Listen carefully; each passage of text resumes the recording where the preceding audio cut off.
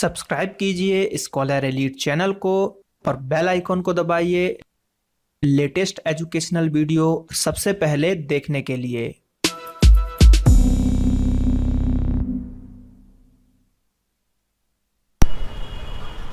Hello दोस्तों, आप सबका स्वागत है हमारे इस चैनल पर। आज के इस वीडियो में हम भारतीय राज्य व्यवस्था और संविधान का पार्ट 3 देखेंगे। इसके पहले 2 पार्ट में हमने भारतीय संविधान से संबंधित क्वेश्चन लगाए और इस वीडियो में हम भारत के संविधान की क्या विशेषताएं हैं उससे संबंधित क्वेश्चन आंसर देखेंगे। आपको क्या करना है इस वीडियो में, जैसे जैसे मैं क्वेश्चन पूछूंगा आपको कमेंट बॉक्स में उस क्वेश्चन का आंसर कमेंट करना है। तो चलिए आज का वीडियो शुरू करते हैं। तो पहला क्वेश्चन हमारे पास है कि भारतीय संविधान में सम्मिलित संसदीय व्यवस्था किस देश से ली गई है। तो संसदीय व्यवस्था आपके किस देश से ग्रहण की गई है, उसका सही आंसर है ब्रिटेन। ब्रिटेन से भारतीय संविधान की संसदीय व्यवस्था ग्रहण की गई है।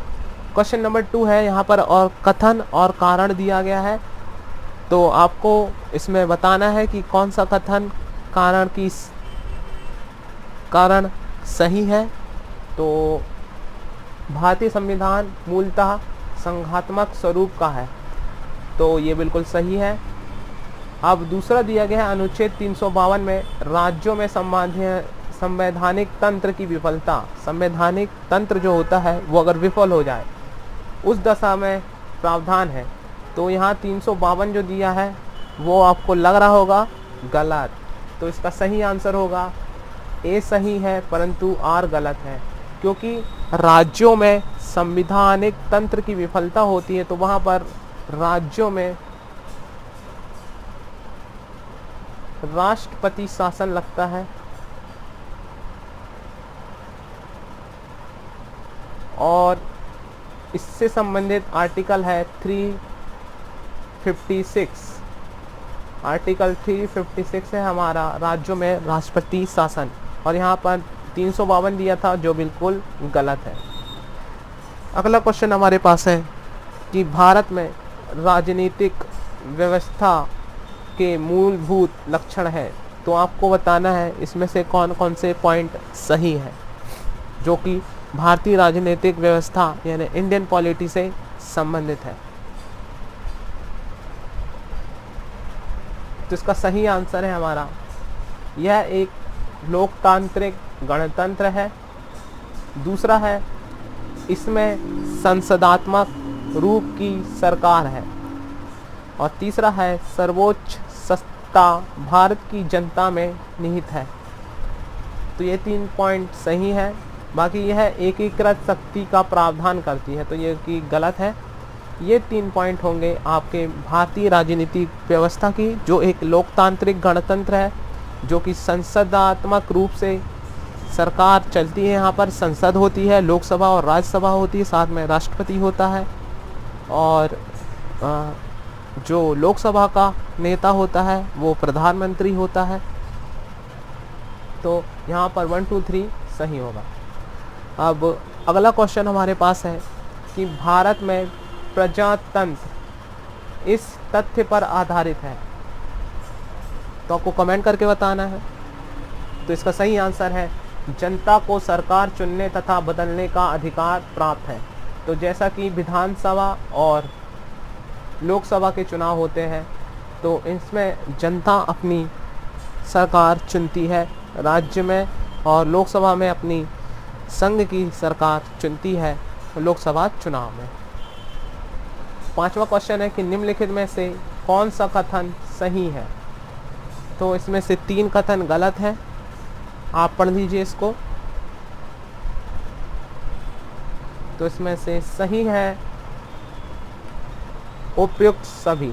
तो भारत का संविधान भारत में संसदीय पद्धति की सरकार की व्यवस्था करता है, तो बिल्कुल सही। भारतीय संविधान द्वारा स्वतंत्र न्यायपालिका की स्थापना की गई है, सही, क्योंकि हमारे जो सुप्रीम कोर्ट और हाई कोर्ट है यानी जितने भी कोर्ट हैं वो स्वतंत्र हैं, उन पर किसी भी प्रकार का सरकार का उस पर प्रभाव नहीं है, वह अपना स्वतंत्र रूप से कार्य करती है हमारी न्यायपालिका। भारतीय संविधान भारत में विधि के शासन की व्यवस्था करता है। तो भारतीय संविधान संसद को शक्ति देता है कि वो कानून बनाए, और साथ साथ यह भी प्रावधान करता है भारतीय संविधान कि भारत में विधि अर्थात कानून के द्वारा शासन की व्यवस्था की गई है। छठवां है हमारे पास कि भारत एक धर्मनिरपेक्ष देश है। इसका तात्पर्य क्या है? बेसिकली यहाँ पर होना था पंथ निरपेक्ष, धर्मनिरपेक्ष, जो कि सेकुलर शब्द है, उसका अर्थ होता है पंथ निरपेक्ष, धर्मनिरपेक्ष नहीं होता है। लेकिन यहाँ पर क्वेश्चन जो कि आया धर्मनिरपेक्ष, तो हम उसको पंथ निरपेक्ष ही बोलेंगे। धर्मनिरपेक्ष भारत के संविधान में नहीं आया है, भारत के संविधान में पंथ निरपेक्ष है। आपको ये याद रखना है। अगर आप IAS और UPSC देंगे तो वहाँ पर आपको पंथ निरपेक्ष लिख के आना है, ना कि धर्मनिरपेक्ष। तो इसका सही आंसर है उसका राज्य स्तर पर कोई धर्म नहीं होगा, यानी कि वो किसी एक विशेष धर्म को समर्थन नहीं करेगा। उसके लिए सभी धर्म समान होंगे, और जो व्यक्ति जिस धर्म का है उसको उस धर्म को मानने की स्वतंत्रता होगी, ना कि सभी धर्मों को मानने की। यानी आप अगर हिंदू हैं तो आप हिंदू धर्म मानिए, अगर मुस्लिम है तो मुस्लिम धर्म मानिए, लेकिन यहाँ पर धर्म मानना आपकी इच्छा अनुसार है, ना कि सरकार का कोई धर्म होगा। सातवां है भारतीय संविधान के बृहद होने का कारण है। तो इसका आंसर है हमारे पास, इसमें संघ तथा राज्य दोनों सरकारों का संविधान है। तो यहाँ पर जो आपका संघ यूनियन और जो स्टेट है, दोनों का संविधान सम्मिलित है।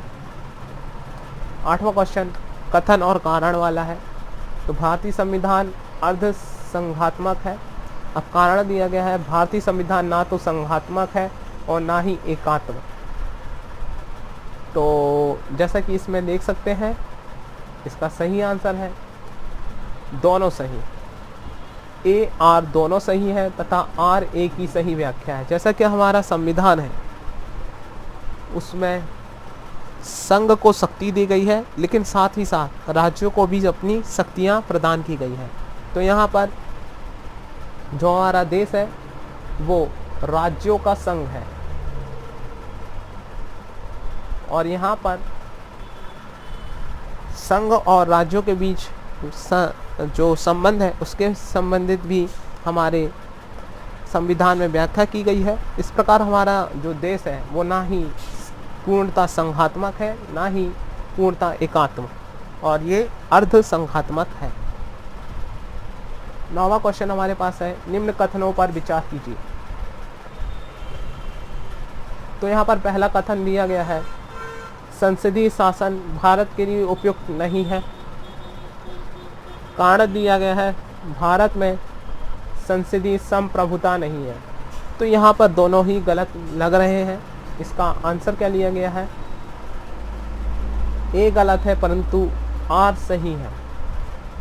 तो यहाँ पर संसदीय संप्रभुता अर्थात जो संसद है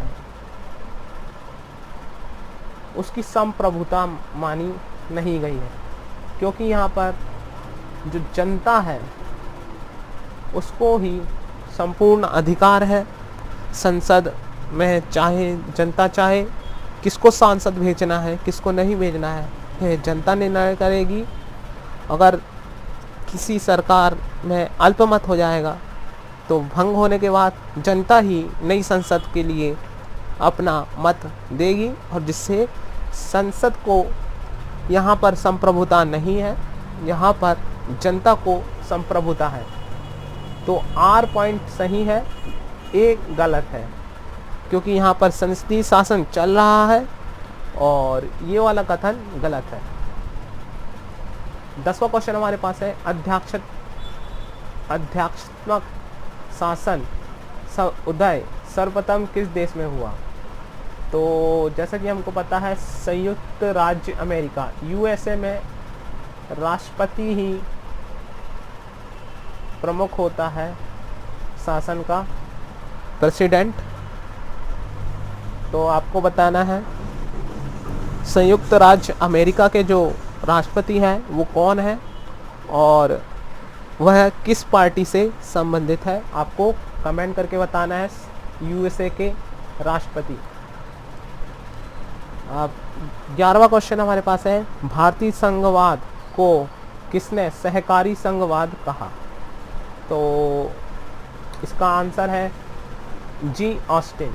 तो जी ऑस्टिन थे जिन्होंने कहा था भारतीय संघवाद जो है वह सहकारी संघवाद है। 12वां क्वेश्चन है, निम्नलिखित में से कौन सा कथन सही नहीं है? तो देख लेते हैं यहाँ पर। तो ये वाला कथन गलत है। सही कथन है हमारे पास, भारतीय संविधान निर्मित, लिखित और सर्वाधिक व्यापक है। ये सही है। भारत का संविधान प्रभुत्व संपन्न, लोकतंत्रात्मक, पंथ निरपेक्ष। देखिए यहाँ पर ये पंथ निरपेक्ष आया है जो कि 100% राइट है। धर्मनिरपेक्ष भी आए तो वहाँ पर गलत शब्द का उपयोग किया गया है। यहाँ पंथ निरपेक्ष ही सबसे सही है तथा समाजवादी संविधान है। तो आपको बताना है पंथ निरपेक्ष और समाजवादी शब्द किस संविधान संशोधन में जोड़े गए थे, ये आपको कमेंट करके बताना है। 13वां क्वेश्चन हमारे पास है कि भारतीय संविधान के संबंध में कौन सा कथन सही है? तो इसका सही आंसर है यह दूसरों, यानी ये जो संविधान बना वो दूसरे देशों के संविधान से प्रभावित है। जैसा कि हमको पता है भारतीय संविधान में बहुत सारी चीज़ें दूसरे देश से जो अच्छी चीज़ें हैं उनको लिया गया है। और जैसे कि संसद हमारा ब्रिटेन से लिया गया, राष्ट्रपति का प्रावधान हमारा यूएसए से लिया गया और राज्यसभा में सदस्यों का निर्वाचन आयरलैंड से लिया गया। तो इस प्रकार बहुत सारे प्रावधान विदेशी संविधान से प्रभावित है। 14वां क्वेश्चन हमारे पास है, निम्नलिखित में से कौन सा कथन सही है? तो इसमें से एक कथन सही है, आपको कमेंट करके बताना है। तो इसका सही आंसर है उपयुक्त सभी। जैसा कि हमें मालूम है भारतीय संविधान में कई विदेशी संविधान के तत्वों का समावेश है, अभी हमने पढ़ा। दूसरा है भारतीय संविधान एकल नागरिकता का प्रावधान करता है, अर्थात यहाँ पर आपको केवल भारत की नागरिकता ही मिलती है जो कि संविधान के अनुसार आपको भारत का नागरिक घोषित करती है। इसके अलावा भारतीय संविधान वयस्क मताधिकार की व्यवस्था करती है जो कि है 18 वर्ष। इसकी आयु है वयस्क मताधिकार की। 15वां क्वेश्चन हमारे पास है, भारतीय संविधान पर सबसे अधिक प्रभाव किसका पड़ा? तो ये बहुत आसान क्वेश्चन है, इसको कमेंट करके बताइए। सही आंसर है भारत सरकार अधिनियम जो कि है 1935 का। तो भारत सरकार अधिनियम 1935 इसके अनुसार जो भी अनुच्छेद हमारे भारतीय संविधान में है बहुत सारे इस अधिनियम से लिए गए हैं। 16वां क्वेश्चन हमारे पास है कि भारत में वैध प्रभुसत्ता निहित है। तो जैसा कि हम सबको पता है संविधान में।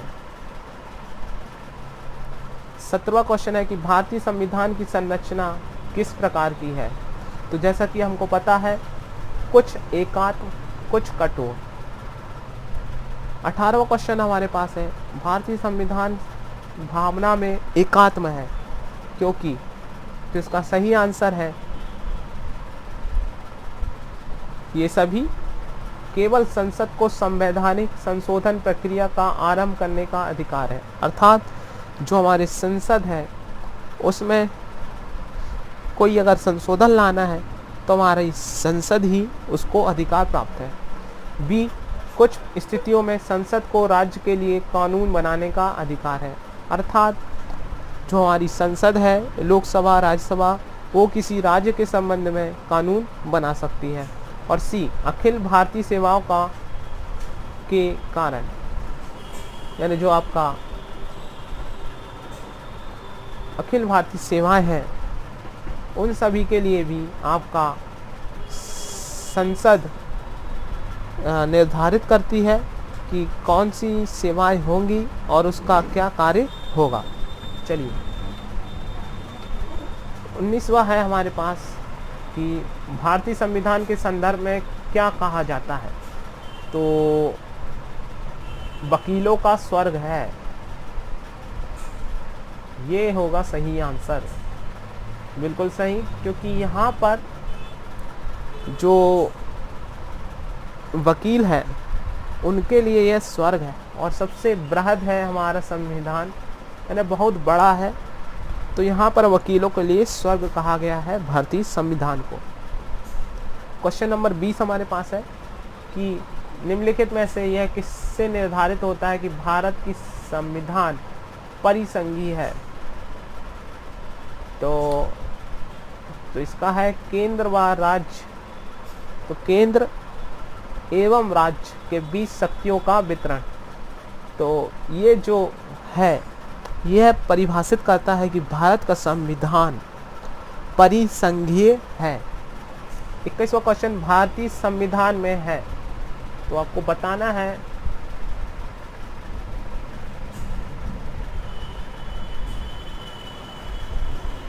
कि भारतीय संविधान में कितने आर्टिकल अर्थात अनुच्छेद हैं।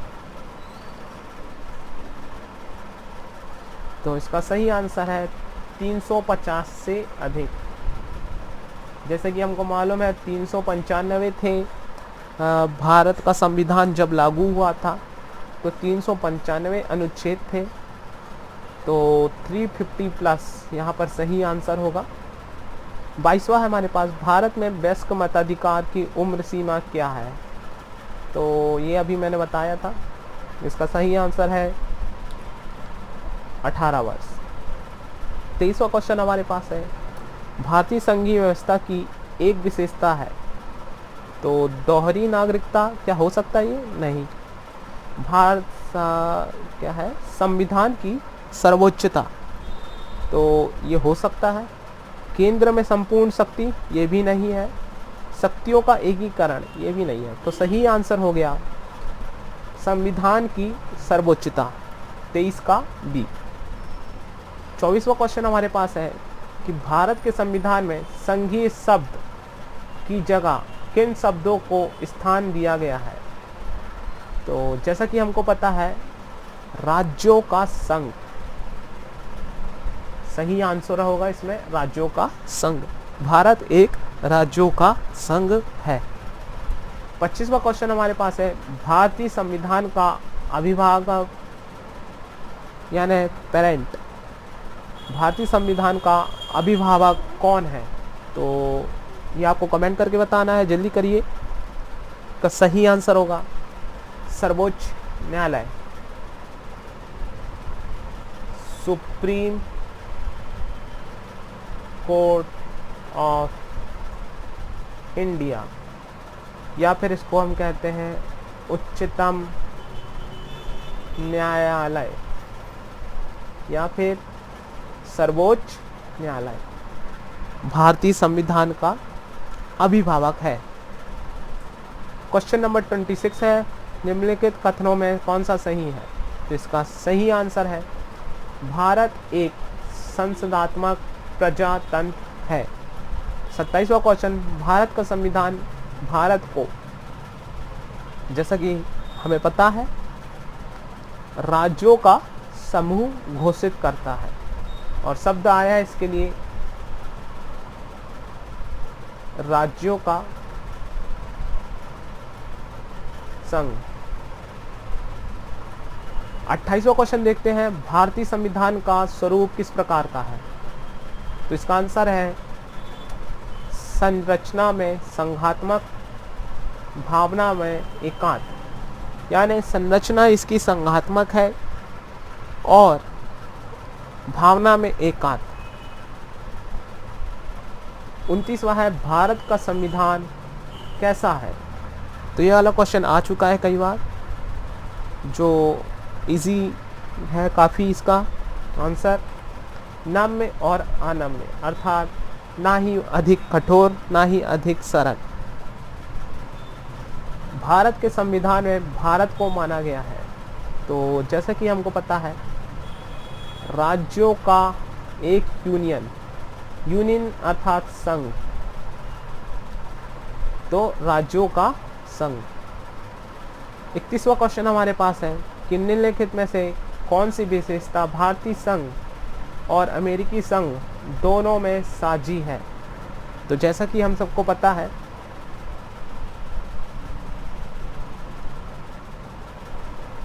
डी, संविधान की व्याख्या के लिए संघीय उच्चतम न्यायालय। तो उच्चतम न्यायालय को हमने जैसा कि देखा था, अभिभावक था हमारे भारतीय संविधान का उच्चतम न्यायालय, और ये जो है संविधान की व्याख्या करता है और संविधान का सही पालन हो रहा है या नहीं हो रहा है, यह भी तय करता है हमारा उच्चतम न्यायालय। तो चलिए, आज के वीडियो के लिए बस इतना ही। आप हमारे फेसबुक पेज, ट्विटर और इंस्टाग्राम को भी फॉलो कर सकते हैं। इस वीडियो को लाइक कीजिए, कमेंट कीजिए और साथ ही साथ इस वीडियो को शेयर कीजिए अपने दोस्तों के साथ। मिलते हैं हम अब अगले वीडियो पे। तब तक के लिए सभी को जय हिंद, जय भारत, वंदे मातरम।